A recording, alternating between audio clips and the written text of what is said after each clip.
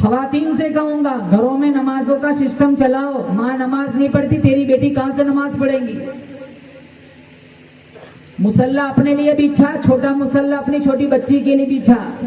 اگر اس کو دین دے گی, کل تو قبر میں جائیں گی, تیری بیٹے تیرے لیے سورہ یاسین پڑھ کے سارے ثواب کریں گے, اللہ تیری قبر کو جنت کا باغیچہ بنائے گا.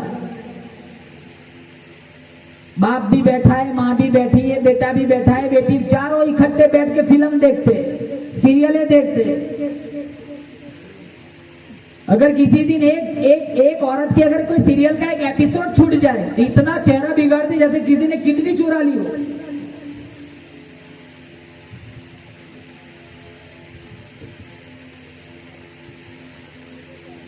ہنستا کھیلتا ٹیلی ویژن, خدا کی قسم کروڑوں روپے کے بنگلے جلیں گے. ان گھروں میں آگ کے انگارے مت بھرو.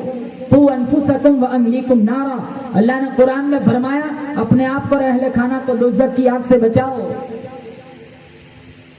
ہمارے گھر میں پیدا ہونے والا بچہ گڈ مارننگ پہلے سیکھتا ہے, کلمہ بعد میں سیکھتا ہے. خواجہ قطب الدین بختیار کاکی پہلی شرط میری نماز جنازہ وہ آدمی پڑھائے بالغ ہونے سے میرے جنازے کے وقت تک کبھی بھی کسی بھی حال میں بھی تکبیر اولا قضا نہ ہوئی ہو. نمبر 2, بالغ ہونے سے میرے جنازے کے وقت تک کبھی بھی عصر کی سنت نہ چھوٹی ہو. نمبر 3, بالغ ہونے سے میرے جنازے کے وقت تک کبھی بھی کسی بھی حال میں بھی تہجد کی نماز قضا نہ ہوئی ہو. اور نمبر 4, بالغ ہونے سے میرے جنازے کے وقت تک کبھی بھی کسی بھی حال میں بھی اجنبی لڑکی پر نظر نہ پڑی ہو. پہلی 3 شرطیں تو اللہ اللہ کرنے کی تھی, چوتھی شرط بڑی بھاری تھی. یہ ہے نا, یہ آنکھ, یہ زنا کی پہلی سیڑھی ہے, یہاں سے پروگرام چلتا ہے. آنکھوں میں حیا کا سرما لگاؤ. نوجوانوں سے بالخصوص کہوں گا انٹرنیٹ میڈیا کا غلط استعمال مت کرو.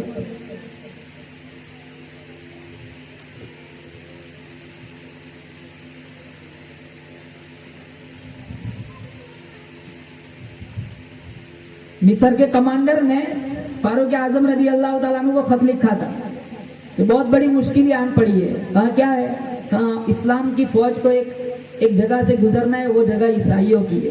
اور انہوں نے یہ پروگرام بنایا ہے, جب مسلمان لوگ یہاں سے گزرے تو خوبصورت لڑکیوں کو انہوں نے سج دج کے تیار کر کے یہ تعلیم دی ہے کہ مسلمان جب سپاہی یہاں سے گزرے تو تم سڑکوں پہ کھڑی ڈانس کرنا. اگر ان کے دل میں فساد آ گیا, میل آ گیا تو ان کا بیڑا غرق ہو جائے گا. تو کیا کیا جائے, تو انہوں نے خط کا جواب لکھا, کوئی مشکل ہی نہیں ہے, آپ ایک کام کرو, سب کو 18واں پارہ سورہ نور کی قرآن کریم کی ایک آیت سکھا دو. کون سی آیت؟ قل للمؤمنین یغضوا من ابصارہم ویحفظوا فروجہم ذلک ازکی لہم ان اللہ خبیر بما یصنعون. یہ آیت سکھا دی, سارے فوجی گزرنے لگے, چل رہے زبان پہ یہ آیت پڑھ رہے, چل رہے یہ آیت. کسی ایک سپاہی نے نظر اٹھا کے بھی نہیں دیکھا, وہ لڑکیاں ڈانس کر کر کے ناچ ناچ کے تھک گئی. جب سارے سپاہی گزر گئے تو ایک لڑکی نے کہا, یار کتنا ڈانس, کتنا جلوہ, کتنی خوبصورتی دکھائی, کتنے کرتب دکھائے, ایک نے بھی نظر اٹھا کے نہیں دیکھا. ایسا لگ رہا ہے کہیں یہ فوجی اندھے تو نہیں.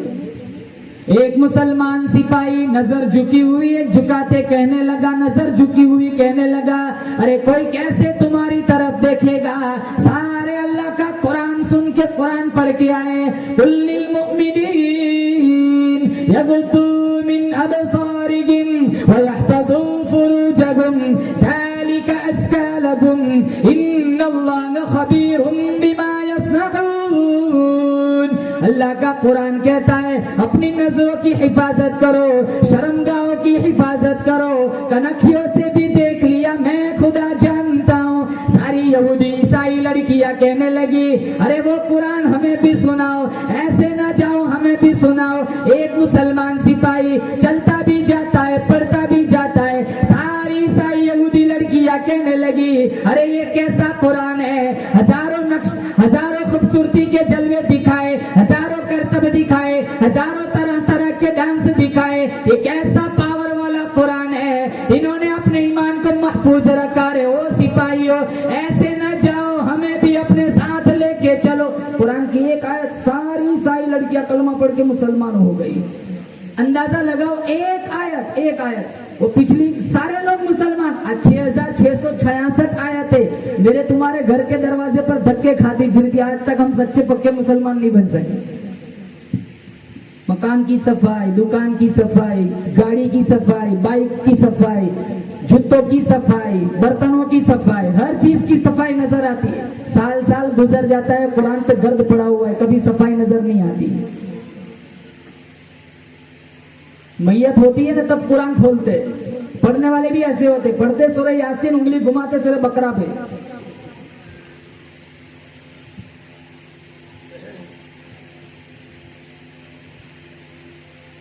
चौथी शर्त, बालिग होने से लेकर मेरे जनाजे के वक्त तक कभी भी किसी भी हाल में भी अजनबी लड़की पर नजर न पड़ी हो। जनाजा रखा हुआ है, थोड़ी थोड़ी देर के बाद वसीयतनामा पढ़ा जाता है और कहा जाता है जिसके अंदर ये चारों बातें पाई जाए वो आए जनाजा पढ़ा है। मौलाना मनासिर हसन किलानी ने लिखा है 20,000 मुहद्दिस थे, देवबंद, सहारनपुर, संभल, मेरठ, चारों तरफ से इतना लंबा चौड़ा मजमा था। ख्वाजा कुतुबुद्दीन बख्तियार काकी के जनाजे में 50,000 हाफिज थे, 1 लाख नाजरा कुरान पढ़ाने वाले थे, 80,000 उलमा थे। थोड़ी थोड़ी देर के बाद वसीयतनामा पढ़ा जाता है, लेकिन किसी के कोई आगे नहीं। आज का जमाना होता है सबसे पहले वही आगे आता जिसने कभी फजर पढ़ी नहीं होती। बहुत बड़े वली का जनाजा है, चलो कम से कम अखबार में फोटो तो छपेगा। वो सच्चों का जमाना था, झूठ बोलना वो नहीं जानते। हम तो कारोबार में कितना झूठ बोलते, ये कारोबार में कितना धोखा देते। अल्लाह के नबी ने फरमाया मेरा उम्मती हर गुनाह कर सकता है, झूठ नहीं बोल सकता। मन गश्शा फलैसा मिन्ना, धोखा दे वो मेरा उम्मती नहीं है। असर की नमाज का वक्त हुआ, एक नौजवान मजमे को चीरता हुआ आगे आया, चेहरे से कफन की चादर हटाई, गरम गरम आंसू टपके, कहा ख्वाजा मैं जानता हूं तू किसे कह कर गया है, मैंने बड़ी मख्फी जिंदगी गुजारी है, मेरा राज सिर्फ मेरा अल्लाह मेरा ख्वाजा जानता था। अगर मैं जनाजा नहीं पढ़ाता, पढ़ाने वाला कोई नहीं, अगर पढ़ाता हूं मेरा राज कोई नहीं। हाँ सफे बनाओ अल्हम्दुलिल्लाह, वो चारों बातें मेरे अंदर मौजूद है। मुसलमानों अंदाजा लगाओ, वो किसी इलाके का मुहद्दिस नहीं था, किसी मदरसे का मुहद्दिस नहीं था, किसी मस्जिद का इमाम नहीं था, किसी इलाके का पीर नहीं था। उस जमाने पर हिंदुस्तान के तख्त पर बैठकर हुक्मरानी करने वाला ख्वाजा शम्सुद्दीन अल्तमस था। बादशाह है, कभी तकबीर उला कज़ा नहीं हुई, बादशाह है कभी तहज्जुद कज़ा नहीं हुई, बादशाह है कभी असर की सुन्नत नहीं छूटी, बादशाह है कभी किसी अजनबी लड़की पर नजर नहीं पड़ी।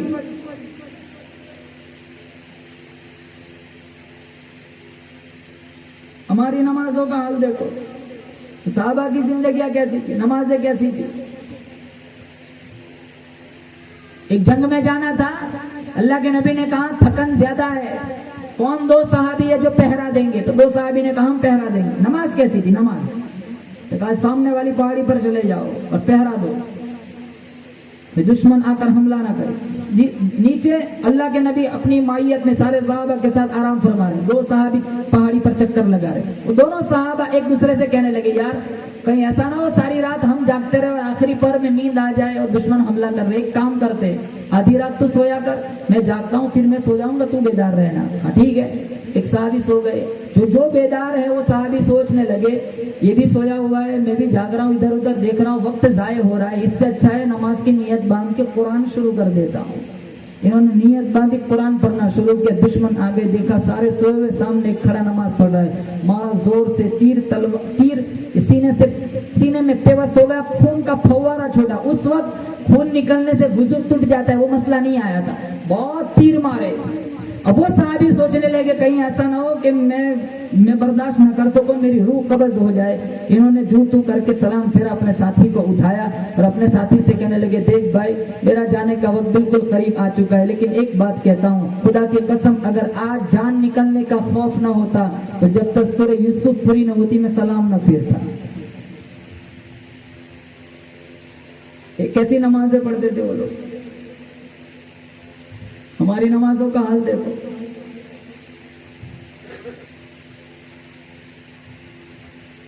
मस्जिद तो बना दी शब भर में ईमान की हरारत वालों ने, मन अपना पुराना पापी था बरसों में नमाजी न बन सके। अगर नमाजी बन भी गए ना तो दिलों में कीने बहुत है, अदावतें बहुत है, बुग्ज बहुत है, हसद बहुत है।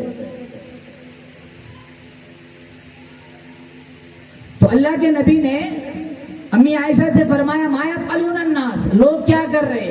ام المؤمنین عائشہ صدیقہ رضی اللہ تعالی عنہا نے عرض کیا او میرے آقا ہم ینتظرونک یا رسول اللہ، غلام آقا کا انتظار کر رہے، صحابہ محمد کا انتظار کر رہے، سپاہی کمانڈر ان چیف کا انتظار کر رہے، غلام پیر کا انتظار کر رہے، مصلی امام کا انتظار کر رہے، شاگرد استاد کا انتظار کر رہے، یعنی صحابہ محمد کا انتظار کر رہے۔ وضو کراؤ، وضو کرایا گیا، پھر گرے، مرو ابا بکر فلیصلی بالناس، جاؤ ابو بکر سے کہو نماز پڑھائے۔ امی عائشہ کی آنکھوں میں آنسو آ گئے، کہا یا رسول اللہ منبر تو کئی دنوں سے خالی ہو گیا، مصلی خالی دیکھے گا میرا ابا برداشت نہیں کر سکے گا، میرا ابا بڑا کمزور دل والا آدمی ہے، بڑا رقیق القلب ہے، آپ یہ حکم نامہ کسی اور کے لیے جاری فرمائے۔ اللہ کے نبی نے فرمایا عائشہ میرا اللہ پسند ہی نہیں کرتا جہاں ابو بکر موجود ہو کوئی اور مصلی پہ کھڑا نماز پڑھائے۔ 2-3 روز نماز پڑھائی، پھر کہا اللہ کے نبی نے حجرے میں کوئی ہے؟ کہا علی ہے، عباس ہے، علی اور عباس کے کاندھوں پر ہاتھ رکھا، کہا وضو کراؤ، وضو کرایا گیا، حضور کے پیر کے انگوٹھے زمین میں گھسیٹ رہے ہیں، مسجد میں تشریف لے گئے، ابو بکر نے کنکھیوں سے دیکھا میرا پیر آ رہا ہے، میرا مرشد آ رہا ہے، پیچھے ہٹنے لگے، کہا ابو بکر ہٹانے کے لیے نہیں آیا ہوں، میں تجھے جمانے کے لیے آیا ہوں، یہ امامت کا مصلی نہیں، یہ خلافت کا مصلی ہے۔ پتہ چلا امامت صغرا بھی ابو بکر کا حق ہے، امامت کبریٰ بھی ابو بکر کا حق ہے۔